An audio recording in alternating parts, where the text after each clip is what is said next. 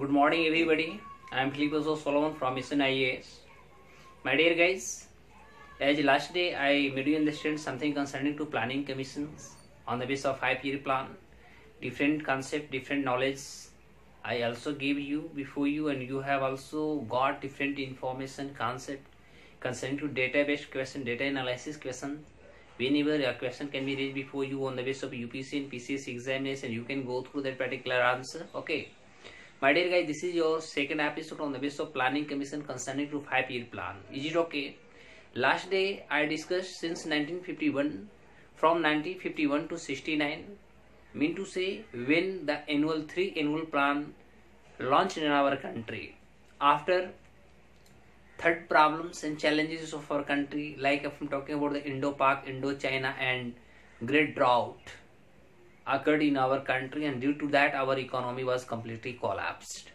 And today, my dear guys, I am going to discuss about our fourth plan. Okay, concerning to fourth plan, so which types of concept can be delivered before you, you can go through that particular questions and answer. Okay, and the data you must remember, because whenever you are going through your questions, data can be analyzed before you, you can go through that particular data if you have remembered, and directly you can sponsor, directly you can gain more and more marks from your examinations, from your papers. Okay, so my dear guys, with this lecture I am going to start our fourth plan. What was the period of fourth plan? The fourth plan was continued since 1969 to 74. Is it okay?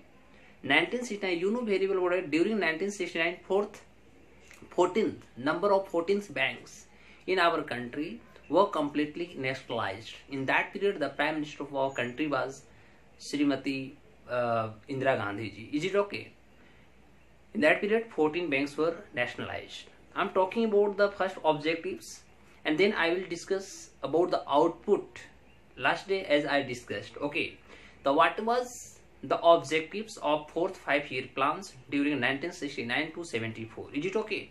So the objective of this plan was growth with a stability and progressive in government of the self-reliance. It means to say during this period, government was completely mug up its mind, maintain its stability, that we have to go through the process, go through the progressive stability by which we can make our economy self-reliant.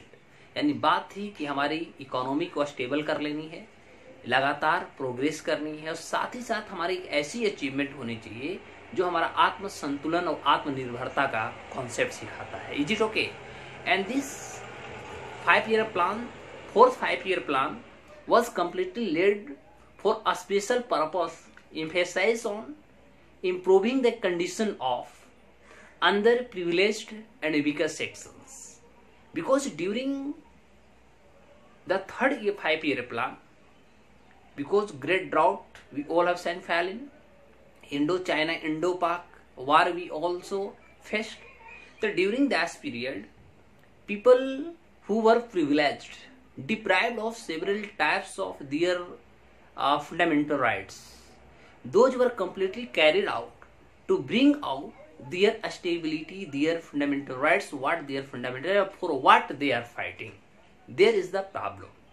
Or during fourth 5-year plan, this was mainly in focus to go and to gain for those particular who are privileged from that security, from that rights. Is it okay?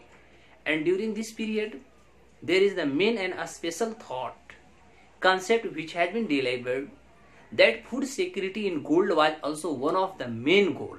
It food grain in the gold, what do you mean? Mean to say reservoir of food grains. It was also stabilized by our government. Okay, and government was completely accountable to make a restoration, to make a storage for future epidemics, if it can maybe what happened during 65-66. Okay, if it can be possibly happen in our country, then we can make security to the people and our economy. Is it okay? So there is the main objectives of fourth 5-year plan. But what was the output and what was the result during that? So my dear guys, first we have to discuss about the result. Result was that during this 5-year plan, target growth was 5.7%, but unfortunately, India got its growth rate by 3.3% only. Why? There was several reasons. यानी इसमें हमारा target growth जो था वह 5.7% था, लेकिन हमने 3.3% ही पाया. What was the reason? Reason is first that during this period, Indo-Pak, in that emergence of Bangladesh occurred, जिसमें बांग्लादेश का उदय हुआ. इसके दौरान जिसमें बहुत सारी समस्याएं हुई. ठीक है, देखिए इससे पहले कि रिजल्ट आप याद रख लेंगे फर्स्ट यानी जो हमारे 4th 5-year प्लान थे, तो during this period 2 first year यानी शुरू के 2 साल of the plan was successful with record food grain production. तो शुरू के जो 2 साल थे वह रिकॉर्ड फूड प्रोडक्शन के साथ सफल रहा on account of green revolution, because during that 1966 to 67 you know very well that in our country Green Revolution implemented launched. But what happened? You must know about that.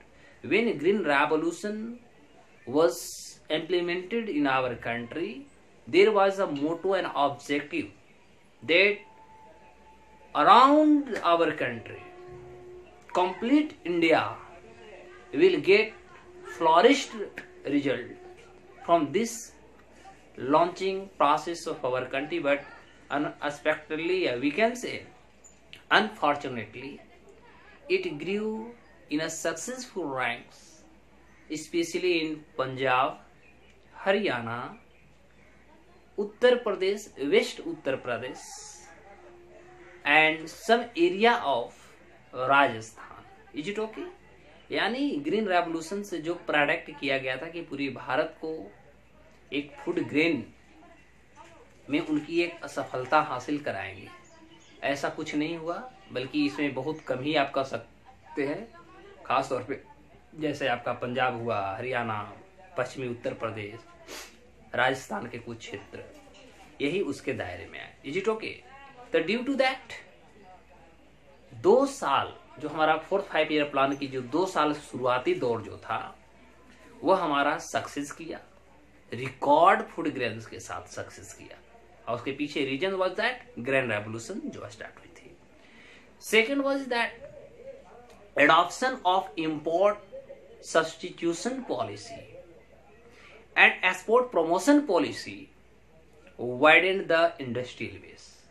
और second जो इसका result निकला वह निकला कि जिस तरह से इंपोर्ट सब्स्टिट्यूशन पॉलिसी को सरकार ने स्वीकार कर लिया, एक्सपोर्ट प्रमोशन पॉलिसी को सरकार ने जिस तरह से फैलाया, आगे बढ़ा दिया, इससे क्या हुआ कि इंडस्ट्रियल जो बेस था वह भी सफल होने लगा. Is it okay? और इससे प्रूफ क्या होती है कि जो भी हमारे पास रॉ मटेरियल्स थे, those are the productivity of the primary sectors, जो हमारी प्राइमरी सेक्टर की उत्पादकता होती है, those were completely used and utilized by the industrialization, and due by dint of industrialization and flourish, yeah, we can say a fruitful result occurred and also best to the our economy, जिससे कि हमारे अर्थव्यवस्था को यह एक मजबूती 2 साल प्रदान किया. During that, I made you understand the target growth was 5.7, but unfortunately India got 3.3% only. ठीक है? Why? Reason was that first reason, there are we can say 3 or 4 regions. इसमें लगभग 3 या 4 रीजन्स हम लोग स्टडी करेंगे. तो region wise the plan was failure on account of run away inflation. तो ड्यूरिंग दैट पीरियड हमारे यहाँ इन्फ्लेशन का भी समस्या चल रही थी ड्यू टू 1972 ऑयल क्राइसिस, क्योंकि 1972 में रॉ मटेरियल और खास तौर पर क्रूड ऑयल की बात हम करते हैं तो इसकी एक समस्या चल रही थी, और द सप्लाई स्टॉक. तो हमारे पास ऑयल क्राइसिस भी चल रहा था, साथ ही साथ सप्लाई स्टॉक की भी समस्या चल रही थी 1972 के दौरान. तो ये भी एक बहुत बड़ा हमारे लिए समस्या था. Due to that our target growth was failure. And second, huge influx of refugees from Bangladesh post 1972. Mean to say We know the emerging of Bangladesh during 1971, at the last of 71. When Pakistan, in that period, East Pakistan, it was known. When West Pakistan attacked, huge number of refugees of Bangladesh wanted and tried their best to enter our country. India was also bound to follow the international treaty. And finally what happened? Final result was that Pakistan also attacked India. And finally government of India, Indira Gandhi was Prime Minister of then time of our country. She took disciplined steps against Pakistan and finally attacked Pakistan. So due to that attack and the war, our economy also got affected. Okay, so this was also the problem. And Indo-Pak war, this was the main problem. Okay, so due to those problems and challenges, our fourth 5-year plan was also got failed. After that, fifth 5-year plan was started, launched in our country, and there was this duration was 1974 to 79. तो उसके बाद हमारे यहाँ 5वां 5-year plan शुरू होता है, जिसका जो ड्यूरेशन होता है वह 1974 से 1979 का दौर चलता है. Is it okay? My dear guys, what were the objectives? Purpose. The objective and purpose, if I am talking about the 5-year plan, was that original approach to plan prepared by C. Subramaniam.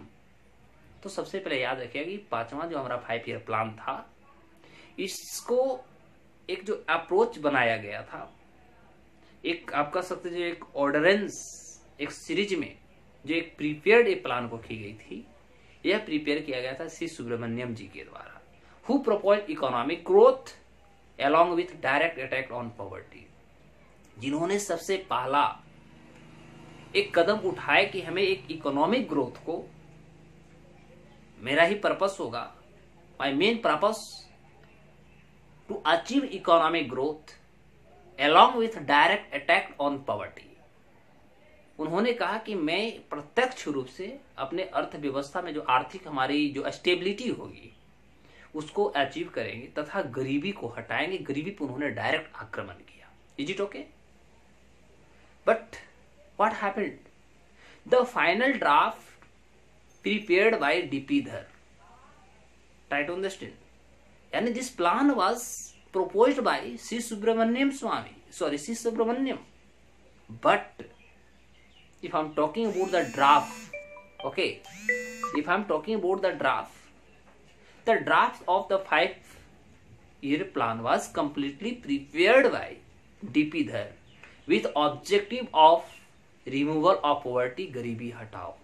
In that period, the Prime Minister of our country was Indira Gandhi. यानी हमारे देश में गरीबी हटाने की जो विचार चल रही है कोई आज नया नहीं है. आज जो हमारे यहाँ नेतागण बोलते हैं गरीबी हटाएंगे, this is not good new quotation. It has been using since 1974. 1974 से इसका इस्तेमाल होगा. इंदिरा गांधी जी ने गरीबी हटाने की बात की है, नहीं हटी. उससे पहले पंडित जवाहरलाल नेहरू भी ने बात किए थे, वो भी नहीं हटा पाए. राजीव गांधी किए, अभी वर्तमान में राहुल गांधी बात कर रहे हैं, सोनिया गांधी जी भी बात कर रहे हैं. ठीक है, लेकिन अभी तक के देश से गरीबी नहीं हटी है. तो डायरेक्ट अटैक यदि गरीबी की बात करते हैं तो 1974 में किया गया सी सुब्रमण्यम जी के द्वारा. और एक प्रिपेरेशन जो पूरा का पूरा जो था, eradication of poverty, remove poverty, the concept of poverty, direct attack on poverty, it was completely composed during 1974 to 79 of the 5th year plan. But what happened? And there was also motto to attainment the self-reliance. गरीबी हटाओ और आत्मनिर्भरता को स्थापित करो, ये इनका main objectives था. And to step of the domestic rate of savings, तथा जो हमारे घरेलू जो गुड्स एंड सर्विसेज होते हैं उनकी जो स्टेबिलिटी होती है उसको भी स्थिरता लाने की बात चल रही थी। And finally was that the introduction of minimum needs programme for livelihood, लोगों की रहन सहन या लोगों की एक रिक्वायरमेंट क्या होता है, उनकी आखिर रहने सहने की एक जरूरत, बेसिक नीड्स या नॉन बेसिक नीड्स क्या होते हैं, ये सारे चीजों के जो एक मिनिमम नीड्स जो प्रोग्राम होता है, those were launch during this 5 year plan. इस दौरान बहुत सारी चीजों को स्थापित की गई, बट बहुत सारी समस्याएं हुई। सबसे पहला disarrangement of the political stages भी हमारा ये जो 5 ईयर प्लान था ये सफल नहीं हो पाया था, उसमें भी हम डिस्कस करेंगे। लेकिन पहले मैं आपको आउटपुट बता देता हूँ, आउटपुट क्या हुआ। तो during that 5 year plan of 1974 to 79, the target growth was 4.4%, where India achieved growth by 4.8%. That's why we can say that 5th year plan was completely successful. तो यहाँ पर हमने 4.4% ग्रोथ रेट रखा था, जहां पर हमने अचीव कितना 4.8% हमने रिसीव कर लिया। Is it okay? And fifth plan was calculation based on 1971 to 72 prices proved to be wrong। और ये पहला ऐसा समय था जहां पर 1971-72 कि जो हमारा 5 year plan during Pakistan Indo पाक जो युद्ध हुआ, ऑयल क्राइसिस हुए, तो उस दौरान की इकोनॉमी को कह सकते स्टेबल करने के लिए हमारा 5th प्लान को लॉन्च किया गया था। ठीक है? And 5th plan was finally terminated 1 year before the plan period in March 1978। यानी 1 साल पहले ही हमारा 5 ईयर प्लान जो था 5वां, उसको समाप्त कर दी गई, because there was the problem of disarrangement of the political stages in our country. क्योंकि आपको पता होना चाहिए कि वही 74-75 is the period that emergency implemented in our country. This is also known to be black day. तो यही 1974-75 का दशक है जब हमारे देश में नेशनल इमरजेंसी का इस्तेमाल किया गया था। And if you are talking about the struggle and campaign against the ruling party, against if I am talking about the Indira Gandhi, whole India involved against the ruling party, uplifting different campaign of the government। तो जिसके कारण क्या हुआ था कि सरकार के रवैया कह सकते हैं, सरकार के विपक्ष कह सकते हैं, के कारण देश में भिन्न भिन्न प्रकार के आंदोलन चल रहे थे। हमारे बिहार से जयप्रकाश नारायण जी भी आंदोलन छेड़ चुके थे। तो ऐसी सारी स्थिति होने के कारण, डिसअरेंजमेंट ऑफ पॉलिटिकल सीरीज कह सकते होने के कारण अंततः क्या हुआ कि 1 साल पहले ही उनकी सरकार गिर जाती है, इंदिरा गांधी जी का। And it was brought to the problems associated with the coalition government making a mockery of the formulation of 5 year plan. और अंततः ये सरकार जब गिर जाती तो एक कोलिशन की सरकार बना दिया जाता है। और यही समस्या आती है जिसके दौरान आपको पता होनी चाहिए कि ड्यूरिंग 1978 टू 80, 1978 से 80 तक भारत में कोई नया प्लान शुरू नहीं हुआ, बल्कि यहां पर एक रोलिंग प्लान आया था। Is it okay? तो रोलिंग प्लान क्या था? 1978 से 1980 के बीच में जो रोलिंग प्लान आया था, रोलिंग प्लान क्या था? तो rolling plan is also known to be Gunnar Myrdal. तो इसको गुन्नार मेडल के नाम से भी जाना जाता है। ठीक है? Was brought out by the Janata party government. और ये जो रोलिंग प्लान लाया गया था गुन्नार मेडल के द्वारा, यह जनता पार्टी की सरकार के द्वारा लाया गया था अंदर मोरारजी देसाई इन 1978। मोरारजी देसाई के हस्तक्षेप कर सकते हैं के तहत 1978 ईस्वी में 1978 में रोलिंग प्लान को लाया गया। And the focus of the plan was enlargement of the employment potential in agriculture and allied activities. जो रोलिंग प्लान था, इसकी जो फोकस था, मेन ऑब्जेक्टिव जो थी, वह ऑब्जेक्टिव थी कि ज्यादा से ज्यादा हम एम्प्लॉयमेंट को उत्सर्जित करेंगे, एग्रीकल्चर तथा एग्रीकल्चर एलाइड जो सेक्टर्स है उसको हम डेवलप करेंगे, to raise the income of the lowest income classes. जो निम्न आय वर्गीय जो लोग हैं उनकी इनकम को बढ़ाने हेतु, is it okay, through the minimum needs programme, एक छोटी छोटी ऐसी योजनाएं शुरू कर जाएंगे, प्लान शुरू कर दिए जाएंगे, जिसके द्वारा वे अपने बेसिक तथा लिवलीहुड को चलाने में समर्थ हो सके। Is it okay? That's why we can say the annual plan was 1979 to 80। इसके दौरान 1979 to 80, 1979 से 80 के बीच हमारे यहाँ कह सकते हैं एनुअल प्लान का भी एस्टेब्लिशमेंट कर दी जाती है। Is it okay? तो this was the main history and this was the main data analysis of that particular questions.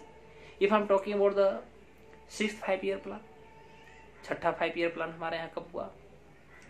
तो हमने देखा 78, एक साल पहले हमारा रोलिंग प्लान आ गई थी, वो भी कोलिशंस ऑफ द गवर्नमेंट आया। उससे 2 साल हमारे रोलिंग प्लान चले 78 से 80 तक। उसके बाद हमारा 6th 5-year जो प्लान आता है वह 1980 से लेकर 1985 के बीच आती है। 1980 to 85 this was the period to launch our 6th 5-year plan, छठा 5-year प्लान आया। What were the objectives and motto of the 6th 5-year plan? So the motto of the 6th 5-year plan was removal of the poverty through strengthening of infrastructure for both agriculture and industry। तो इस 5-year plan में चर्चा की गई कि हम गरीबी को तभी हटा सकते हैं, यानी गरीबी को हटाने के लिए हमें अपने आप में मजबूती क्या करना होगा? इंफ्रास्ट्रक्चर। जब इंफ्रास्ट्रक्चर हम डेवलप करेंगे तो उससे क्या होगा कि हमारा दोनों फायदा हो जाएंगे, एग्रीकल्चर भी हमारा डेवलप हो जाएगा और हमारा इंडस्ट्री भी डेवलप हो जाएगा, जहां पर हमारे पास रॉ मटेरियल होंगे उसको हम कंज्यूम करेंगे और उसको एक इंडस्ट्रियलाइजेशन का फॉर्म देंगे। Is it okay? स्ट्रक्चर तैयार करेंगे।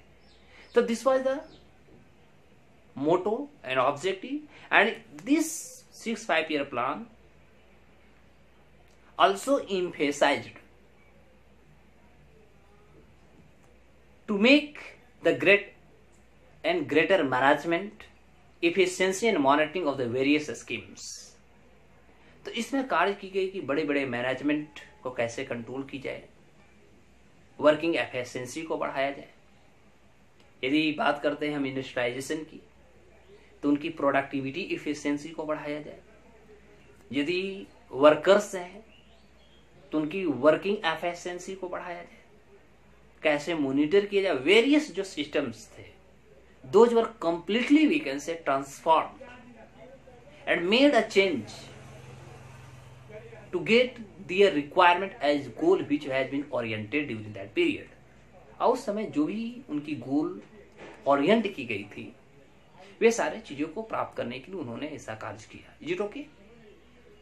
And also the involvement of people, we can say the involvement of peoples of formulating the schemes of the development at local level. Government was also in focus to start the program and schemes on the basis of the local levels by which people can be developed, and the livelihood and the stability of that particular peoples. We call our country is also known to be the unit of villages. So how we can make a development? There was a problem, there was a challenge for our government, and finally government analyzed and implemented the suo motu program on the basis of local level by which people can gain more and more, and due to that the result was oriented. That's why we can say the target growth of the 6th 5-year plan was 5.2%, where India got and India achieved its growth rate by 5.4%। तो इसे कह सकते हैं कि हमारा 6th 5-year plan जो था, जिसका हमारा टारगेट ग्रोथ ऑफ 5.2% था, लेकिन हमने प्राप्त किया 5.4%। Unfortunately, we can say dramatically, it was an achievement because the schemes and program was launched on the basis of local levels. Is it okay? And Indian economy made an all-round progress and most of the targets fixed by the plan was achieved. कहा जाता है जैसे गांधी जी का भी concept था कि जब तक हमारे देश की गांव खुशहाल नहीं होंगे तब तक हमारा देश की इकोनॉमिक का कुछ हम नहीं कर सकते। और हम कह सकते हैं कि यही एक कॉन्सेप्ट रहा होगा जिसके तहत एक लोकल लेवल पर इस तरह के प्रोग्राम को लॉन्च किया गया। Is it okay? And thereafter 7th 5-year plan was launch. उसके बाद हमारा 7वां 5-year प्लान लॉन्च किया गया। This was the period of 1985 to 90 जो 1985 से 1990 के साथ चला। The objective of 7th 5-year plan was to accelerate food grains production. ज्यादा से ज्यादा फूड ग्रेन्स प्रोडक्शन को हम बढ़ावें, एक बहुत बड़ा बूस्ट करने की बात चल रही थी। And to increase employment opportunity, food grains को हमें स्टेबल करना है, रोजगार को देना है, टू रेज प्रोडक्टिविटी, प्रोडक्ट को बढ़ाना है। And also we can say outward looking a strategy with gradual liberalisation of our economy, because this was the period 1990-91 में आप देखते हैं कि भारत में एलपीजी का कॉन्सेप्ट आया था 91, जो पीवी नरसिम्हा राव भारत के प्रधानमंत्री थे। लेकिन ये 90 के ही दशक में ये स्थिति शुरू हो गई थी।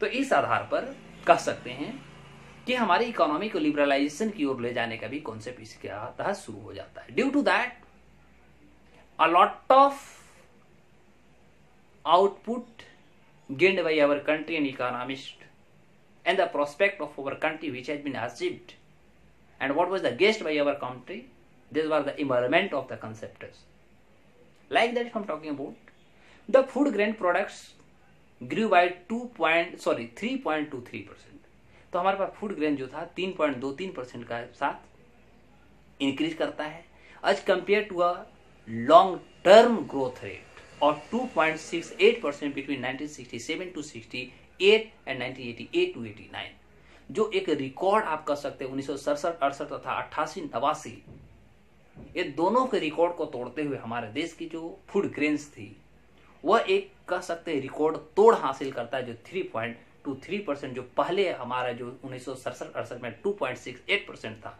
उसको रिकॉर्ड तोड़ते हुए 3.23% अपलिफ्ट हो जाती है। And the Indian economy finally crossed the barrier of the Hindu rate of growth of 3% given by Professor Raj Krishnan। और इसके साथ ही हिंदू ग्रोथ रेट जो था वह 3% भी अचीव हो गया, जो इसकी तैयारी। अब सबसे पहले हम आपको बताएंगे हिंदू ग्रोथ रेट क्या था। Is it okay? The concept of Hindu growth rate was given by professor Raj Krishna. Hindu growth rate professor Raj Krishna के द्वारा दिया गया था to refer to the stagnant growth rate of India. जो भारत की ग्रोथ रेट एक स्टेगनेंट हो गई थी, स्थिर हो गई थी, उसको एवज में कर सकते, उसके रेफरेंस में कर सकते हैं till 1970। Is it okay? And the word Hindu, जो हिंदू हमारा वर्ड आती है, in the term was used by some early economist to imply that the Hindu out look of the fatalism and contentedness was responsible for the slow growth। क्योंकि उस समय कुछ economist ऐसे कहते थे कि हिंदू ग्रोथ रेट ना होने के कारण या सही नहीं होने के कारण कहीं न कहीं हमारी इकोनॉमी को स्टेगनेंट कर दिया। And the argument was settled in the 1990s। और अंततः 1990 के दशक में ये जो आर्गुमेंट था ये सेटल्ड हो जाती है। When India achieved, जब भारत प्राप्त कर लेता है। Is it okay? When India achieved a growth rate of 6+% we can say, 6% से भी ज्यादा प्राप्त करती है। In contrast of the economic reforms brought by Dr. Manmohan Singh, then he was the finance minister of our country. Therefore we can say this was the new concept and the trajectory was termed as the Sardar growth rate, जिसको सरदार growth rate के नाम से भी जाना जाता है. Is it okay? So if you are talking about the output of the 7 5-year plan, so the average annual growth rate was 6.0, where Hindu growth rate achieved by 6.0 plus we can say, okay, as against the targeted 5.0. तो इसमें भी 5.0 हमने target किया था, लेकिन 6.0 हमने achieve किया, यानी 1% हमारा एक्स्ट्रा चल जाती है. And the average of 3.5% in the previous plan, पिछले प्लान से अत्यधिक. And it was also seen that the beginning of the liberalizations of Indian economy set up during this period. Is it okay? तो यह period हमारा ऐसा था जिसके दौरान भारतीय अर्थव्यवस्था में आप कह सकते हैं कि लिबरलाइजेशन के कॉन्सेप्ट के साथ यह हमारा इकोनॉमी सक्सेसफुल हो जाती है. तो these are the main point which I have discussed before you concerning to the plan, 5-year plan, motto, achievement, and different launching of the programs, either stages of the local, urban, yeah, we can say a specified places. Okay. And in next lecture, I will try my best to finalize your 5-year plans, and I will also discuss about the Vision 2020. What was the motto which has been achieved and which was also formulated till 2020, the expectations of Indian economy, I will discuss in the next video. Okay, all the best. Thank you.